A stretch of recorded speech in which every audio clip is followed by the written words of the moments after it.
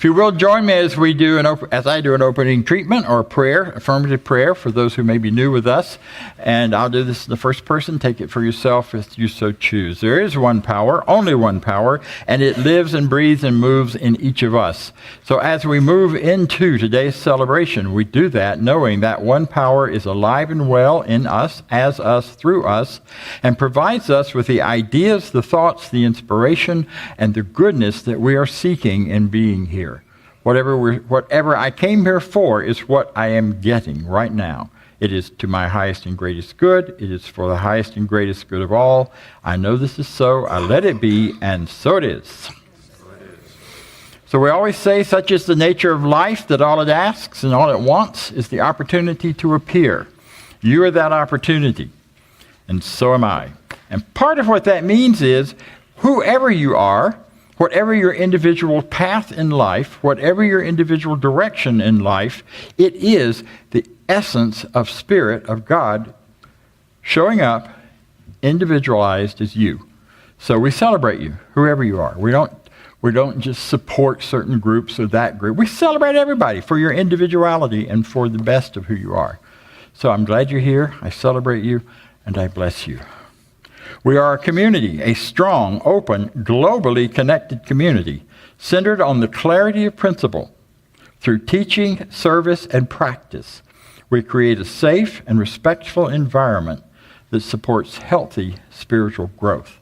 That's who we are, and that's why we're here, and I'm glad you've chosen to join us today.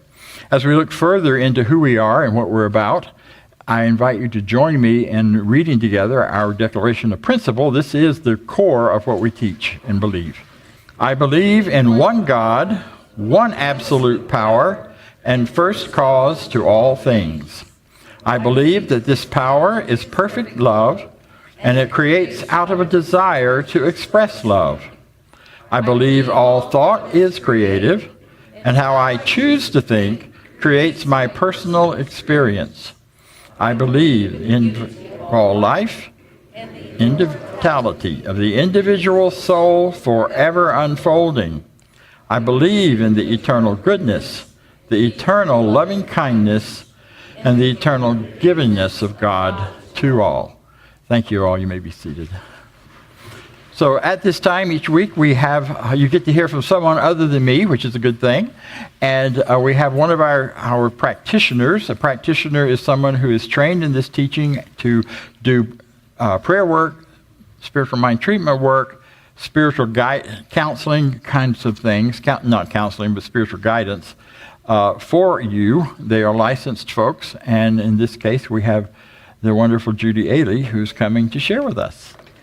Thank you. Mm-hmm. Well, I'm glad to be here this morning, and welcome, and I'm glad to see everyone. You know, today I wanted to talk about another and share an experience and a demonstration that happened fairly recently in my life. Here's a story. My mother-in-law, who made her transition several years ago, had a house that my husband, it was passed on to him. And it's on a cul-de-sac, and it's in a great area of Atlanta. And, we had some investors interested in purchasing the entire cul-de-sac as an assemblage. Anyway, things kind of were going along very slowly with the sale of the property. It really has taken some time and treatment, but finally all of the houses are under contract, which is pretty amazing if you knew some of the stories of these people. But anyway, there were still a lot of hoops to jump through, but there was one barrier that seemed extremely difficult, and that barrier was the development of a new entrance and exit for what was going to be developed there. Another business in the area had constructed their new entrance and exit, and it interfered with the original plans that the developers had.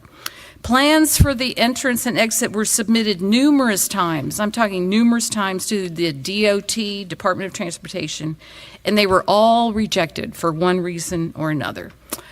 So I did some treatment about it. I did treatment to know that there had to be a solution to this problem, that the solution was known in the mind of God, that whatever the engineers or the architects or whoever was doing this for this project, whatever they needed to see and realize was knowable and known. The problem was so difficult that the developers said that they would submit one more plan to the DOT, and that if that was rejected, they were backing out of the whole thing. Well, this was not good. Anyway, I did the treatment affirming that there was a solution to the problem, that universal intelligence was operating through those involved in the project. And guess what? The final plan was submitted, and it was approved by the DOT. So there's a lot of happy people living on that cul-de-sac. This project still has to be approved by the county zoning board, so it's not done yet. There's a lot of other hurdles, but this one really seemed like the most difficult. So treatment does work. And I just want to say, from time to time, we all face situations that just seem hard, that on the face of it, there seems to be no way out, no solution. But in this teaching, we are dealing with an intelligence that knows. There really is truly no situation or no difficulty too great for this loving presence to resolve, heal, or to make new. So with that, I want to share with you a reading from the Science of Mind textbook, and this was one of the readings that those of us who are studying the textbook had for this week. And we actually talked about this morning in our group. It should be understood that we can demonstrate in spite of ourselves, in spite of all weakness, in spite of all fear, in spite of all that is in us, because such is the power of truth. We wait only for our awakened thought. The law is neither good nor bad. Law is and responds. The possibility of demonstrating does not depend upon environment, condition, location, personality, or opportunity. It depends solely upon our belief and our acceptance and our willingness to comply with the law through which all good comes. All right. So with that, I'd like to lead us in an affirmative prayer or spiritual mind treatment, whichever terminology you're comfortable with. And I'm going to do this in the first person, but it's really for all of us, so please accept it for yourself. Let's just know this together as we allow ourselves to be present fully in this moment. Let us know that there is one presence, one power, one life, one love, one wholeness, one unity, that this power and presence is love, it is peace, it is all-knowing, it is healing, it is transformative, it is infinite in its abundance, and we are one with it. It's whole and complete. It's never divided against itself. It's a unity. It's a one. It is oneness. And we are one with this presence. We are one with this power always. There's nothing that separates us from this. We embody this power. It expresses through us as peace, as love, as wholeness, as new ideas, as great creativity. We embody this power in all that we see and that we do. I am filled with this power today. I know that perfect, vibrant health is absolutely mine, that every cell of my body is sparkling and filled with this spirit, with this power, and with this presence. I know that I am filled with love, that I'm one with this perfection, with this goodness, that at the heart of me there is a pattern of wholeness, of goodness, of prosperity, of peace, of all-knowingness. I open myself up to my intuitive knowing that this power speaks through my mind and through my heart, and I pay attention to it. I know that whatever I face in my life, that this power can guide and direct me as I allow it to enter my thoughts and enter my heart, and to provide direction and ideas and a path. I am never separated from this power. I am never separated from this power that is all good. It expresses as me, through me, in all ways. And today, as I hear this message, I embrace new ideas. I embody this teaching in a deeper way in my soul than I have ever done before. I am so grateful for being here. I know that there's nothing that opposes me me living a life that is full of meaning, that is perfect just for me. So I release this now with great thanksgiving, knowing that all is well and that the best is yet to come. And so it is. So it is. Today is the 1st of May. We're doing a month of May, and I'm starting a series of talks on tools for the path, tools for the journey. The idea is in our teaching, we provide a great deal of information and ideas about the truth of you, who you are, and what you're about.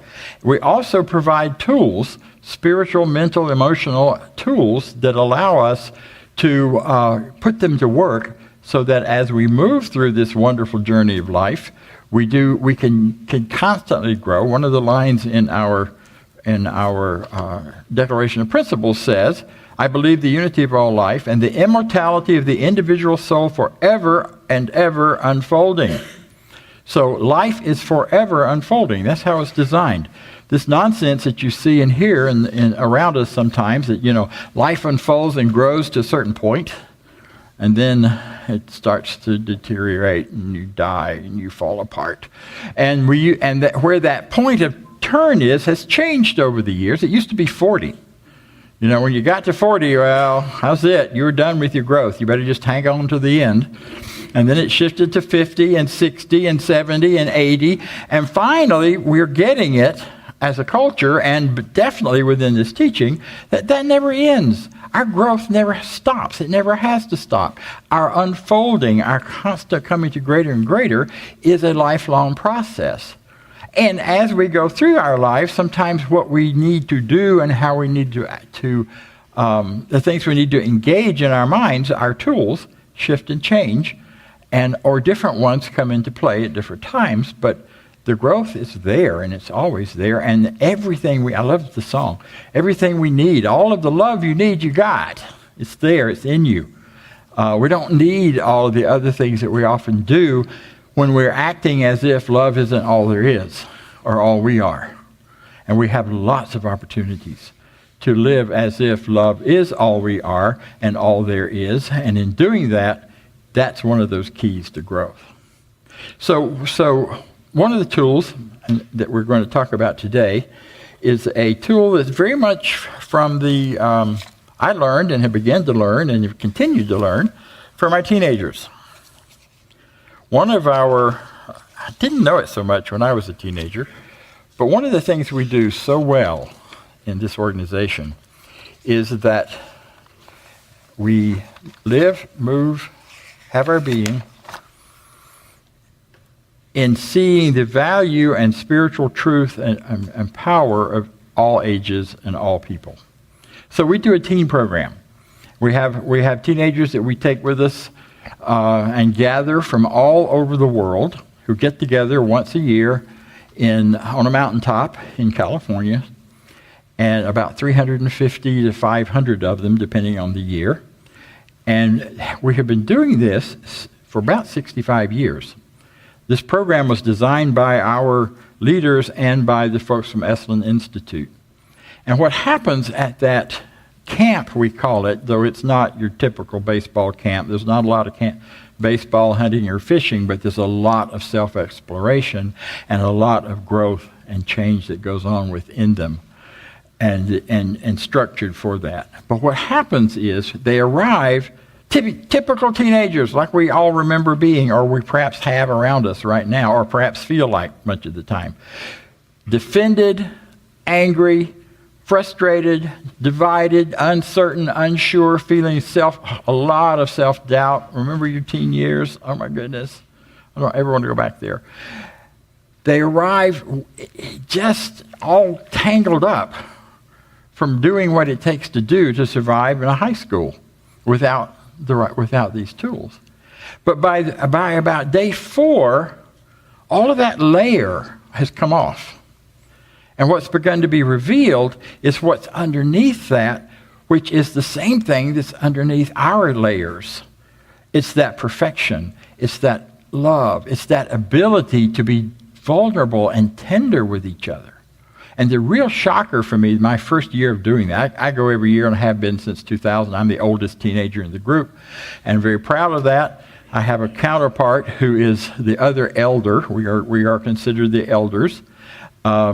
She is a little younger than I am, but she's been coming to teen camp since she was 13. And I won't tell you her age, but it's only 2 years off of mine, because then you'll figure mine out. But anyway, it's a whole lifetime of participating. But my first time in 2000, I went, and about halfway through the week, we have a talent show. And so the kids all, they have to audition, and they get up and do the talent. And this beautiful young lady got up and started to sing. And she was so nervous. Her voice started to wobble. She started to lose her connection with the pitch. It was like off somewhere that she couldn't find. And she started to cry. It was so sad. And I thought, 350 teenagers, she is going to have a tough time. But what happened was this. Led by the teen leaders of the camp, they said, all right, folks, let's send her some love. And they started rubbing their hands together to warm them up and to visualize and imagine filling their hands with love and pointing them to her. I get teary thinking about it now. And they still do it. And I went, oh my God, this is something different. These are people here loving and supporting each other no matter how they're struggling and no matter what's going on in the moment. She cried real hard then, ugly cry at that point. And one of her friends came up on the stage and put her arm around her and just stood with her while she calmed down, and then she sang her song beautifully. And it wouldn't have mattered if she sang it beautifully or not, because she still got a standing ovation at the end. That happens all the time at those camps, because what we're doing is we're creating an atmosphere, a place where people can be undefended, where they can live, both advisors and teens, at least for a week, with a collective intention of living in unconditional love and seeing only the good in one another and supporting the good in one another and not putting a lot of energy or time or focus on the other parts of them that shows up. I love the reading you did, Judy, because it says we can treat that perfect, beautiful part of us shows up. We can demonstrate it's always there, even though there are other parts of us that may not look so pretty or be something we want to demonstrate, and it can all be there at the same time. So today we're looking at this idea of living an undefended life. So think about yourself. Are you in a position where you can do that? Where you do that? Most folks in the world get up in the morning and the first thing you do before you head out for your day is put on your armor.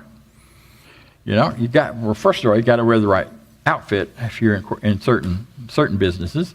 So you got that piece of armor. You put on your other armor that's all about judgment. That's all about seeing where the other people's weakness is, or how do I compete in a way that gives me the strongest position and them the less strong position. We come up with all this stuff that we have to put on. We put on guilt and shame, secrecy. We make up stories about each other. Do you believe that? People actually do that. If they don't know what's going on with somebody, they make up a story about it. And it's very seldom a pretty story. Now, you guys don't do that, but other people do. So we put on all of this armor, and we've convinced ourselves we have to do that to succeed and survive in our current culture and world. I don't mean current as in the last year or two. I mean human experience over time. We've come to believe that. Well, I'm here to tell you that I believe the very opposite of that. I believe that life of unfolding, that's unfolding and unfolding and unfolding forever, is a life of living undefended. It is a life of being vulnerable, a word that most of us don't like too much. Maybe not you, but A life of courage, and it's the kind of courage it takes to live with that vulnerability. To be willing to say, hey, I need a program. Instead of try to pretend I don't. The kind of vulnerability that would say, I don't know what's going on with you, and instead of the story I'm telling myself is, so you tell me what the real story is, because I care, and I want to know, and I love you, and I know that you're a loving human being too. And on it goes. I mean, I'm giving just sort of quick little examples. If we show up without our armor in our lives on a regular basis, there are certain elements of that can serve us well wherever we are, whether we're successful in business and want it to keep growing, whether you're healing all hurts and pains that are holding you back, wherever you are in this process, they can help. See, because if you show up without your armor, first of all, you get to be vulnerable.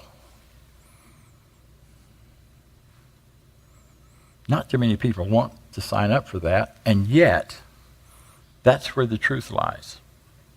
That's where your power really is. As we are able to open up, know our truth, and tell our truth, and be willing in our vulnerability to have conversations with people that we do trust and we can have those conversations with, what begins to happen for us is we begin to feel alive. You begin to come alive. You begin to find out that what you thought about something wasn't what it was at all. You begin to find out when someone does something or doesn't do something, it isn't what you thought. You find out sometimes people don't need what you thought they needed, and when you tried to help them, they didn't need your help. And other times you find out someone you thought needed no help at all would love to have you support them in some way and give them. But you don't know that if we aren't willing to be vulnerable enough to have the conversations and ask the questions and find out. Another element of this vulnerability, of this living open and undefended, is our own self-understanding. We really have to understand who we are. In this teaching, we work constantly. You've heard it already several times this morning. You have already everything you need. You live in a universe that is saying yes to you. You're surrounded by a universe saying yes to you. You're surrounded by people who, if they are in touch with their centers, will be saying yes to you. You got a whole world of people out here doing this. But we don't get that until we understand who we are. We'll be talking more about that next week, so I'm not going to spend any more time on that today, but know that that's a key element to being able to live an undefended life. As part of what we do in creating this community on the mountaintop is we become guardians of our space. Guardians in a way where we are guarding the space for everybody in our sphere of influence and in our world around us to have the space and the freedom to live without their armor if they choose to. We can't make them do it. We don't try to make them do it. You get invited into it. And most people say yes eventually. See, in that world of being open and being unguarded, we discover and have an opportunity to really connect with one another. It's in our DNA to connect, folks. It's in our spiritual DNA. We are one. We talk about it all the time around here. We are drawn to connect and want to be connected. Our physical selves are drawn to connect. We have what they call the mirror genes within us that need to mirror back and forth with other people. That's why we grow by seeing our stuff come back at us and back and forth. We become mirrors for other people. We are built in with that need.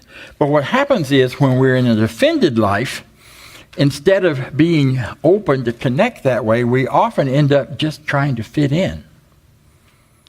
Trying to fit in and belong somehow, but not necessarily connect. Because connecting requires you to know who you are and be willing to connect with who the other person is and let go that need to just fit in. Because fit in requires wearing the armor. Requires putting my armor on that matches your armor. which means we should all dress alike, right?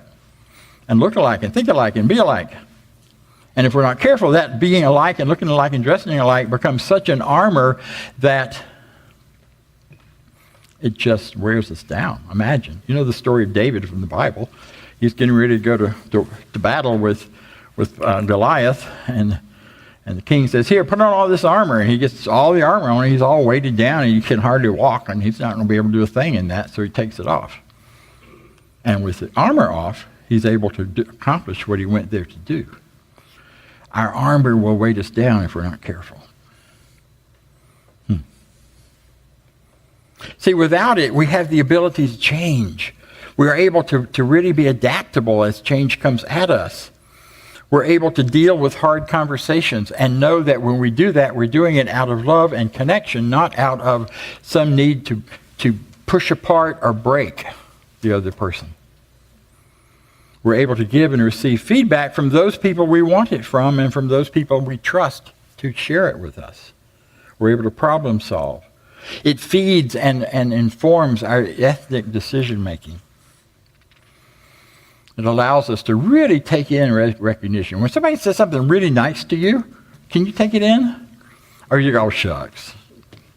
Or even if you don't say, "Oh, shucks," out loud, you're saying it inside? Or you're feeling this kind of, "I wish I could really believe that." You just don't understand. Someone has said to me in the past how courageous we think you are to have done thus, thus, and thus. Traveled around. I've followed my adventure to the next place and done the next thing I want to do. And 9 times out of 10, when they say that, I say, "You just don't know how scared I was." And that's before I understood that fear and courage go hand in hand. You can't have one without the other.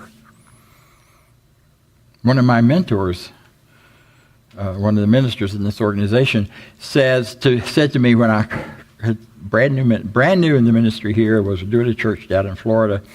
Things weren't going too great, and I was trying some new stuff, and I was terrified that it was all going to blow up in my face. I called her for a little support and help, and her response was, "Well, you know, if your palms aren't sweating, your dream's not big enough." That's what I mean about being vulnerable and knowing that in our most courageous experiences, those things we desire the most and want to bring forward and stand in courage too, there's usually a great big pot of fear sitting there next to us. And what's wonderful to me about this teaching is it gives us tools to walk through all of that in a very different way, in a much better way. We do quickly some myths about vulnerability, because we have a lot of false ideas about it. First, that vulnerability is weakness, that they're somehow opposite ends of the spectrum, when the truth is they're the same thing. They're right together in the same place. The vulnerability is strength. Vulnerability requires strength and courage. Some people will tell you, "Oh, I don't do vulnerability. I live alone. I'm all by myself. I don't have to be vulnerable. I'm not going to be." I hope that's not true for anybody here. Because if that's true, then you're in a position, you put yourself in a place where you cannot really connect with folks, and you will have a hard time. I can go it alone. I'm by myself. Nobody goes it alone. You have the appearance of being alone, but even to get food on the table, hundreds of people are supporting you. From the growing it to the harvesting it, to the creating it, to the getting it here, to the packaging it, to the selling it to you, what all ever is involved, everything we do is dependent on one another. Everything we do requires connection, and whether we're conscious of that connection or not. There's another idea that I can't be vulnerable until I trust you. Well, the truth is, it's a dance. You trust people a little bit, and then you take a little chance, you know? It's like that first date. You don't say a whole lot about who you really are on the first date, because if you do, it'll scare them away, right? So what you do is you just give a little morsel of who you are. And if that goes well and you trust them a little bit, then you give them a little bigger morsel the next time. And that goes well, you do a little more, and a little more, and a little more. And then once you begin to build some relationships, and this is true whether it's in dating or coming together as a spiritual community, we grow our trust and our vulnerability together, kind of flowing in coordination and compassion with each other, or comparison with each other. There's also a myth and misunderstanding that vulnerability means just disclosure. And you all know those folks, the oversharers. Tell you all kinds of stuff you just as soon not have known about them. Please, no. Because we mistakenly think that that somehow is vulnerability. But vulnerability without boundaries is just gossip. It's just spewing stuff out in hopes of connecting, rather than using some boundaries, being clear about what's right and good and safe and appropriate for me or for you or for any of us to share with someone else, out of that sense of, okay, this is a risk. This is a vulnerable place. Because usually when you're getting that spew of everything, there's no vulnerability there, because the people often do not feel any risk at all. It's designed as a shield to push you away. Not consciously, but usually that's what's going on. So, what can you expect if you decide to choose to live a life of vulnerability? A life undefended. You'll open the door to creativity for yourself, because unless there's a vulnerability, creativity is pretty difficult to have happen and to have work. You'll have loving, juicy relationships that will be truth-telling and facing the difficult things that come up in relationships, of understanding each other and respecting each other in our differences as well as our samenesses. You'll find your tribe if you get vulnerable enough to be seen for who you truly are. See, and you'll be living from a place in your individual power and truth that can only lead to a greater expression of your life. And, as Brene Brown says, you will get slammed. I know this is a positive teaching. We always teach everything is hunky-dory and wonderful and nothing happens bad.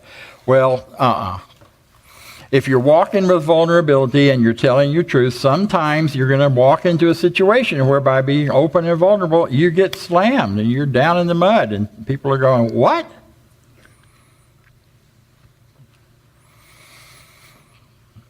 The good news is, if you understand what we teach, and if you understand who you are, you don't stay there. And the pain doesn't become deep and real to you. It just becomes something you pass through. Becomes something you get to do. Like the beautiful young woman that I described at the beginning, who was slammed. She was slammed. She was overwhelmed. She was sure nobody was going to like her, and they were going to, her who knows what all of her internal process was, but she really felt slammed up there on stage. And instead, she got the opposite. But she had to go through that slammed feeling to get that support and love that came to her. Yeah. So how do we support people? How do we support ourselves and each other in building this community here, which is what I would like to see us become more and more? I think we already are to a great extent. There's no negative here. But as we continue to grow our support of each other as a loving place, this is a place to come in to where you are loved unconditionally for who you are, where we become a place where you can tell your truth and know that you'll be loved and supported, and we'll work together on how we deal with the mushy, gushy, difficult stuff that comes up when we do that.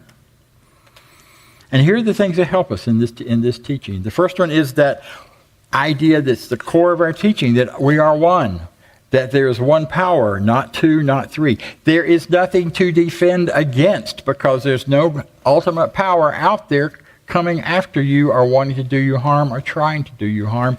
And sometimes the most difficult looking things can become your greatest blessing, your greatest solution, your greatest next bright and wonderful idea.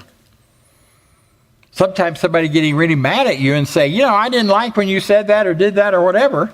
If you are willing to be vulnerable and keep talking, and the other person can turn into a deep, rich, wonderful relationship. I had a practitioner back at another center who absolutely despised me from the time I got there. But she had been in that center since its inception, and she wasn't going anywhere. I didn't want her to go anywhere. I liked her fine. I had no issues with her. But she didn't like me. I didn't know why. We tried to talk about it a few times, and that blew up. And so we just kind of took a stance of, we're just going to love each other for a while. We're not going to talk. We're not going to try to fix this. We're not going to do anything except keep loving each other. And we did. Every Sunday, she sat on the front row, glared at me all the way through the service. Every Sunday, I got to deal with all of my questions about, am I any good at what I do? What in the hell am I doing here? Why am I putting up with this? I have her license. I could just fire her. On and on it went. And what is wrong with me that I'm attracting someone who doesn't like me? After all, I'm pretty wonderful, All of that stuff. She is now my dearest friend. She is my prayer partner. She and I have supported each other as she went on to become a minister. I supported her in that process. She and I stay in touch. We walk through life together in rich, wonderful ways. And we only got there because we were willing to just keep loving each other and honoring unconditionally the goodness and power that we were, in spite of what it may have looked like on the surface. We got a lot of questions from people around the audience in the community there, like, what's going on with you two? We're just loving each other from a distance. Just leave it alone. And we did, and it was perfect. And I learned and grew up, in a way, as a minister in that relationship, because I got to look at the hard stuff in me. And she had some really legitimate gripes about me that I learned from. Not say I fixed them all. I'm still working on some of them. But that's what that vulnerable living community is about. We still love each other. We recognize that we are one. And even when it looks like everybody's out against you, there is no other power against you. You are creating that in order to find a deeper sense of oneness in some way or other, which leads me to the second way this teaching is so important and powerful for us. And that is that law of cause and effect. What is the cause? The cause is my consciousness, what I think about. I live in this amazing power. It is in me. I am in it. And what I think about, focus on, and believe in the most is what's going to show up in my experience. Oh, darn. Not just what I think God should give me, regardless of how I behave, or think, or resent. But it shows up according to my deepest beliefs in it. And it shows up so I can see it in front of me and know there's a better idea. There's a unity. There's a oneness. I don't have to stay stuck in this us and them, back and forth. I'm right, you're wrong. Even when I think that's true. See, and this teaching has this clarity about cause and effect that is, I think, the best. And I'm not putting any other teaching down when I say that. If I thought there were another teaching out there that did it as well as we do, I'd be there. I wouldn't be here. But I believe this ideas and the way we teach it and the way we bring it forward in cause and effect and teaching us, helping us, supporting us to learn to think and feel differently in order to create a better experience is the core of what we're about here. Because in doing that, we create the love, we create the safety. We talk about that in our vision statement. The safety to be vulnerable with each other, the safety to care and love each other. And the third thing I would say our teaching brings us is fear is simply an indicator that you're moving into territory you have not been in before. It is not a something. It's just a little alarm bell that goes off and says, uh-oh, treading into new stuff. And then you get to decide, do I push on into it? Or do I stop? Do I stop and let my fear... Because if your fear is so strong that you can't believe past it, you might want to stop and wait till you're moved on through it. You step up to the door of that airplane, do I jump? Anybody that's ever jumped out of an airplane knows that you don't do that without some fear. If you do, I'm worried about you. Because you might be suicidal. Or any other thing, that new relationship, that new business venture, that investment, that conversation, that hard conversation with a family member or a friend. But that fear is just telling you you're moving towards something great. And the anxiety is just revving up your body, so your body has the energy to take you through it if it doesn't shut you down completely. And until it does, if it does shut you down completely, then be shut down for a bit. But that's not the truth of you, nor the end of you. That is the beginning of you. Because you're about to move. The bigger the fear, the bigger the indicator is that you're about to move into something really special and really important. And learn something really good about yourself. So I'll just leave you with this idea. As you choose to live a more authentic life from the inside out, which is what we are helping and supporting one another in doing right here, not seeing enemies anywhere or being fearful of other people out there.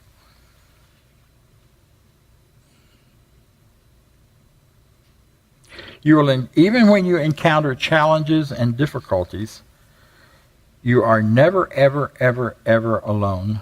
Ever, ever. No matter how much you tell yourself you are.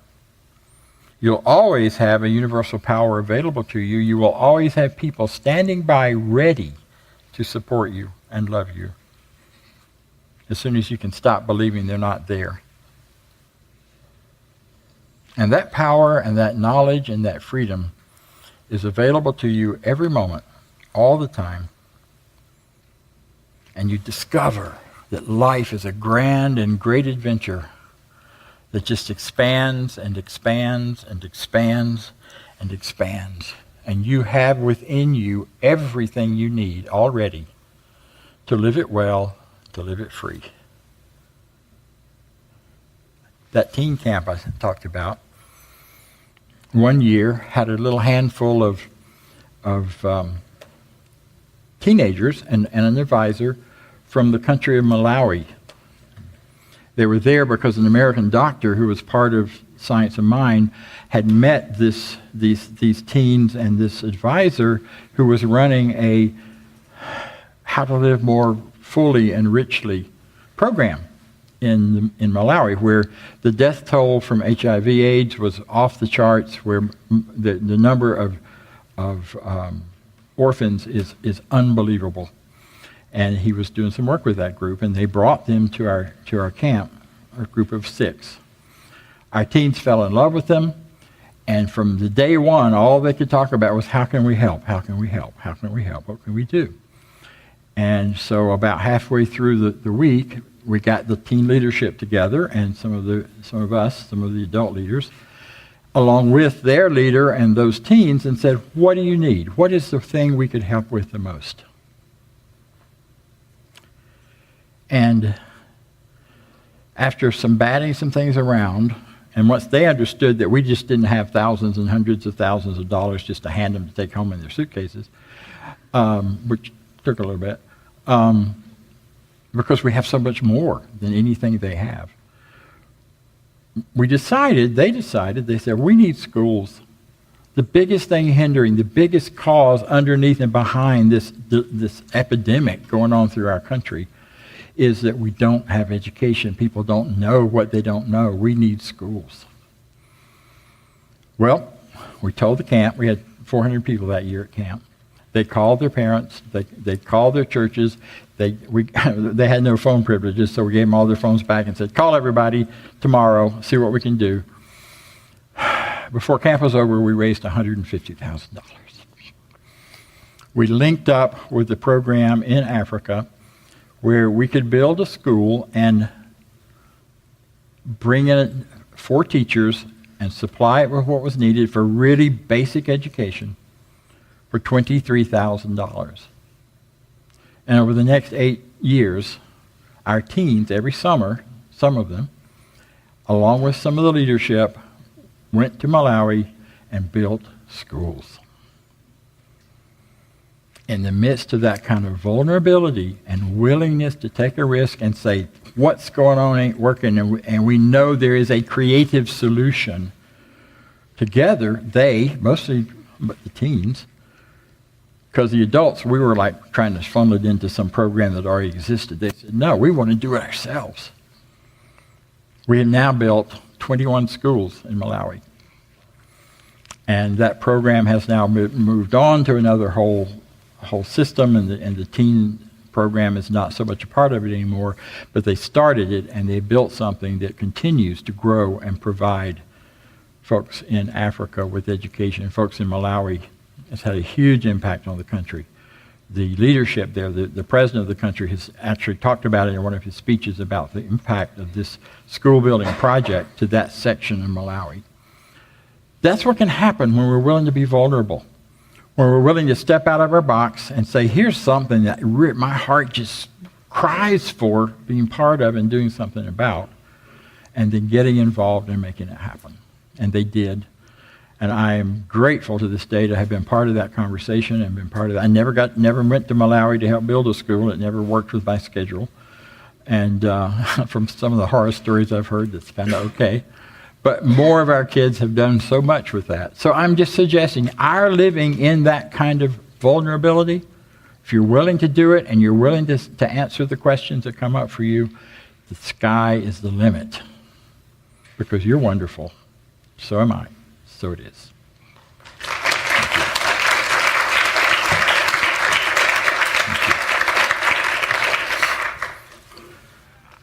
So I invite you to join me for a few moments of reflection as we quietly turn our attention away from all the stuff outside and go within. And we listen. We listen to our own hearts. We listen to ourselves. We listen behind our armor. We listen behind our stories and distortions. And we listen to who we are. I am an expression of the divine. My loves, my hearts, my tenderness, my courage, my joy, my freedom, my success. All of that is God being something unique and special through each of us. And I embrace the tools of undefended living. I embrace the tool of knowing there is only one and living from cause, not effect. Living from that within me which I think and believe, and being willing to shift and change it in order to have a greater, more free life.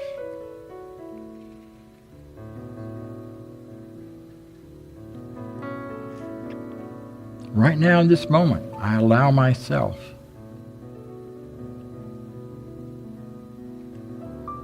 to know that not only is this a grand idea, it is a simple idea. And what I'm already doing and what I'm bringing forward every day in my life when I let down the barriers and do that. I use my wisdom to know when and with whom. And I stand in the truth that there is one power and only one power. So there is nothing cosmic, nothing more powerful than the oneness within me, standing against me anywhere, in any way, at any time. I know this is the truth. I'm grateful for it. I let it be, and so it is.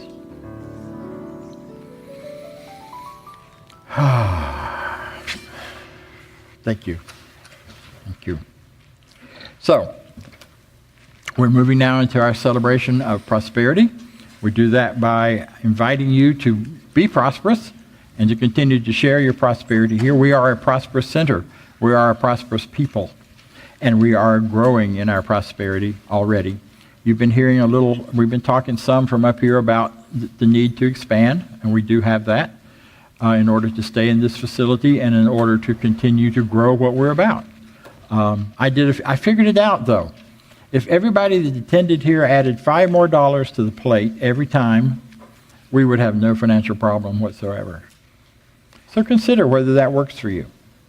I mean, we don't really have a financial problem at this point, but we are needing to turn some things around. So consider it. If you've gotten an extra $5 worth of goodness out of being here, then consider throwing it in there. Thank you so much. I appreciate that. Let's join together, because the more we give, the more we receive, and let's celebrate together our affirmation of prosperity.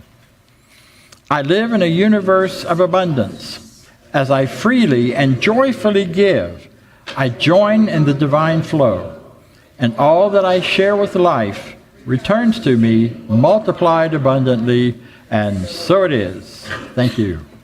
This is good. Okay, announcements really quickly.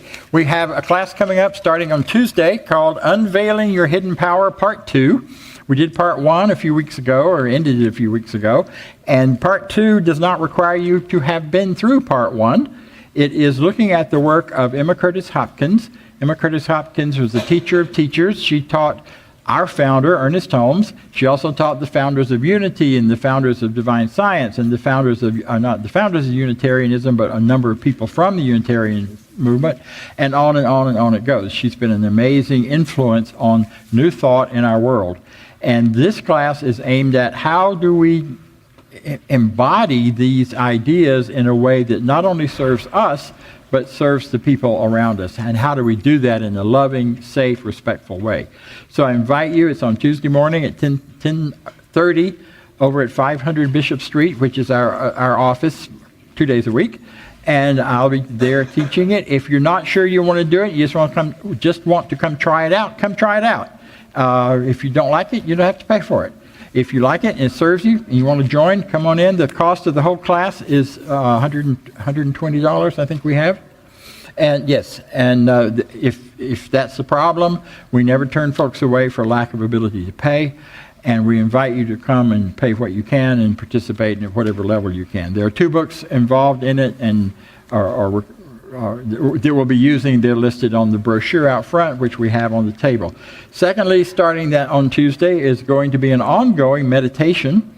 I've had a lot of requests for this after we did a meditation class. So starting at 1 o'clock every Tuesday at the same location, I'll be doing guided meditations and guided imagery, doing the work from Maui. Not Maui. Maui's in Hawaii. Try the other one. Work that I learned in terms of heart opening, heart cleaning and clearing, and using our heart energies and our heart consciousness to heal the things in our lives that need to be released and let go. So I invite you to come and participate in that. That will be at 1 o'clock on Tuesdays, and you will be invited to give a $10 donation, but once again, do what you can. You don't need to register, just show up. I'll be there meditating, and you are welcome to come join me. I'd like to recognize our practitioners. These are the folks who have the knowledge, the ability, and the passion for this teaching and for you in love to put it to work in your life, and are available to you to help you in any way that they can through that practitioner work, through that change in consciousness. So I'd like to ask them to stand so we can recognize them. These are the core.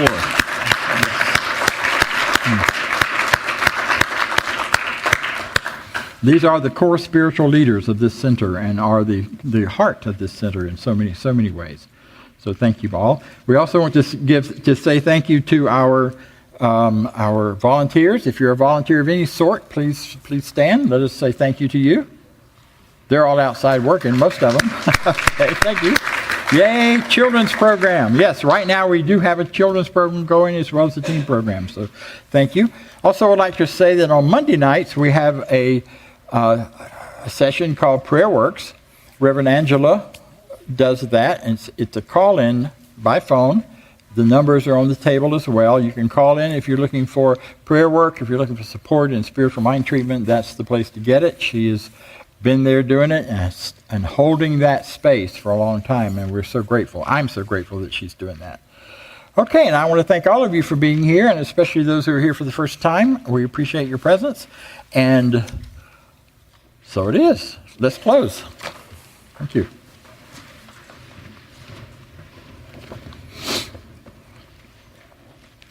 I leave this place now knowing something better than I knew before. I go forth into the world.